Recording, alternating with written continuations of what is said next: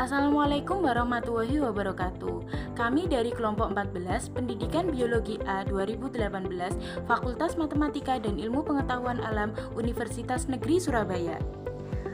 Sebelumnya, perkenalkan, saya Siti Ma'rufah dan rekan saya Weni Putri Nilamsari.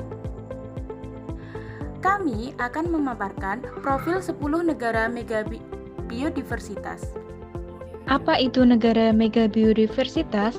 Negara megadiversitas atau biasa disebut sebagai negara megabiodiversitas adalah istilah yang digunakan untuk merujuk pada negara-negara yang memiliki kekayaan atau kemelimpahan keanekaragaman hayati terbesar di dunia. Keanekaragaman hayati yang dimiliki oleh negara tersebut, beberapa di antaranya bersifat endemik.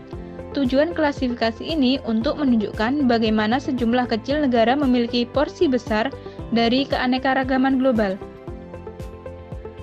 Nah, untuk selanjutnya yaitu apakah biodiversitas bermanfaat? Manfaat adanya megabiodiversitas tentunya tidak lepas dari manfaat biodiversitas itu sendiri. Nah, manfaatnya yang pertama yaitu dari segi jasa ekosistem. Contohnya yaitu seperti air minum yang bersih, pembentukan dan perlindungan tanah, dan penyimpanan dan daur hara. Yang kedua yaitu sumber daya hayati. Contohnya yaitu makanan, obat-obatan, dan bahan baku industri. Yang ketiga yaitu manfaat sosial. Contohnya yaitu pendidikan, rekreasi, dan penelitian. Apa sajakah konsep negara megabiodiversitas? 1. Setiap warga negara memiliki dan membutuhkan keanekaragaman hayati untuk ketahanan hidup suatu negara, dan seharusnya hal tersebut dijadikan dasar bagi setiap warga nasional ataupun regional dalam upaya penerapan strategi pembangunan.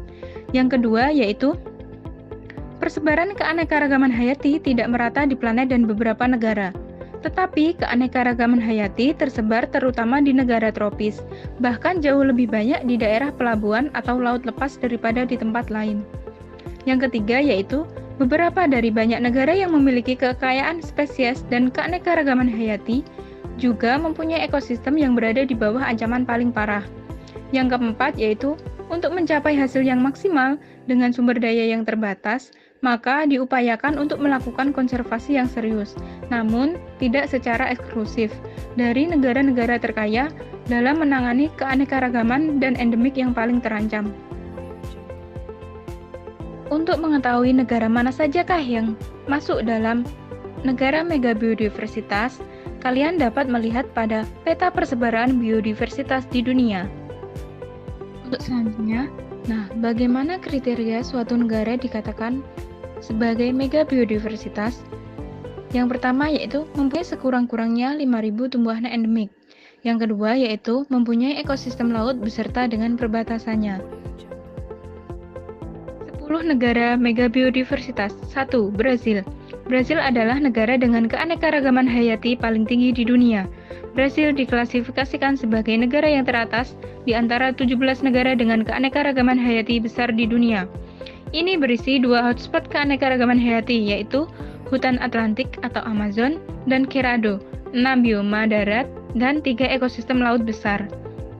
Diperkirakan Brasil menampung antara 15-20% keanekaragaman hayati dunia, dengan jumlah spesies endemik terbesar dalam skala global.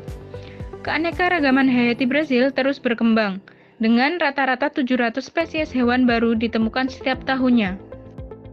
Negara selanjutnya adalah Australia. Hampir seluruh daerah di Australia beriklim semi gersang dan gurun. Australia memiliki keanekaragaman jenis flora dan fauna dari alpi hingga hutan hujan tropis. Kebanyakan spesiesnya unik karena lokasinya yang terisolasi. Australia mempunyai jumlah spesies reptil terbanyak di dunia dengan 755 spesies. Memiliki banyak spesies cemara, terutama kayu putih yang dominan untuk flora, dan untuk fauna adalah spesies hewan kanguru, koala, dan wambut. Negara selanjutnya adalah Cina. Cina merupakan satu dari negara megadiverse yang berada di antara dua zona, yaitu Palearktik dan Indomalaya. Terdapat lebih dari 34.000 spesies tanaman dan hewan, menjadikannya sebagai negara dengan keanekaragaman hayati terbesar ketiga di dunia. Terdapat 551 spesies mamalia, 1.221 spesies burung, dan 424 spesies reptil. Tidak hanya itu, terdapat pula 146.000 jenis flora dan 10.000 spesies jamur. Madagaskar merupakan pulau terbesar keempat di dunia.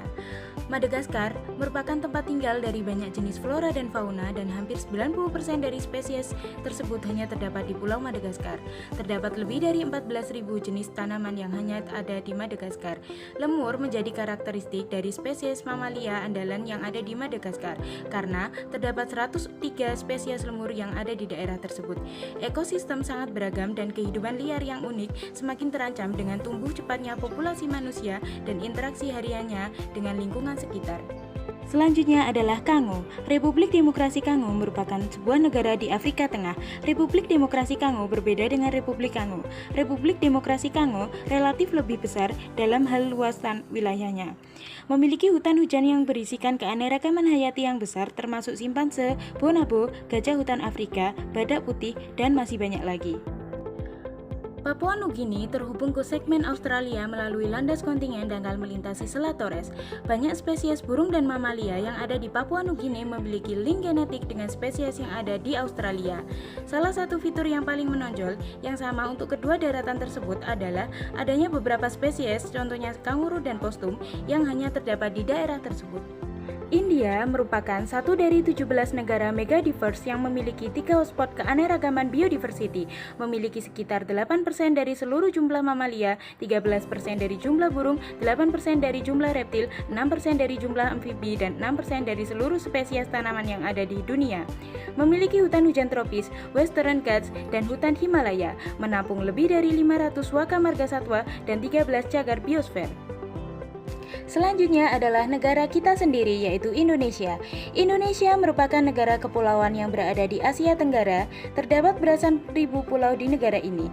Indonesia merupakan salah satu negara megadiverse yang berada di peringkat kedua untuk hal total spesies endemik.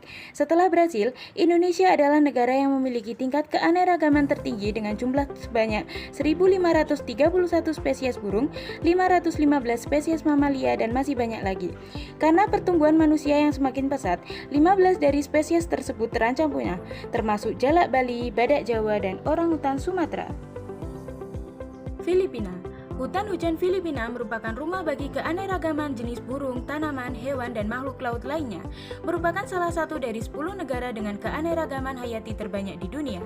Sekitar 1.100 spesies hewan tanah bertulang belakang dapat ditemukan di Filipina, termasuk lebih dari 100 spesies mamalia dan 170 spesies burung yang tidak akan ditemukan di negara manapun di bumi ini. Filipina memegang peringkat tertinggi dari penemuan hayati di dunia. Sebanyak 16 spesies mamalia baru ditemukan dalam kurun waktu 10 tahun terakhir. Selanjutnya adalah Malaysia.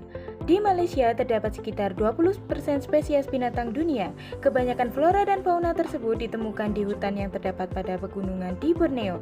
Terdapat sekitar 210 spesies mamalia, 250 spesies reptil, 150 spesies ular, dan 80 spesies kadal. Juga terdapat 150 spesies katak dan ribuan spesies serangga lainnya.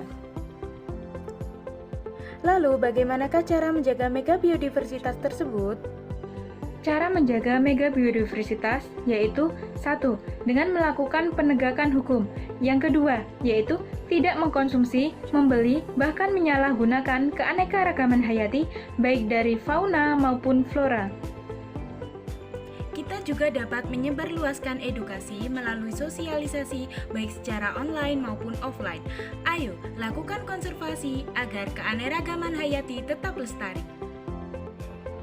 Itu tadi paparan dari 10 profil negara megabiodiversitas. Semoga apa yang kami sajikan dapat bermanfaat. Kami mohon maaf apabila ada salah kata, salah ucap, dan salah tulis. Wassalamualaikum warahmatullahi wabarakatuh. Sampai jumpa.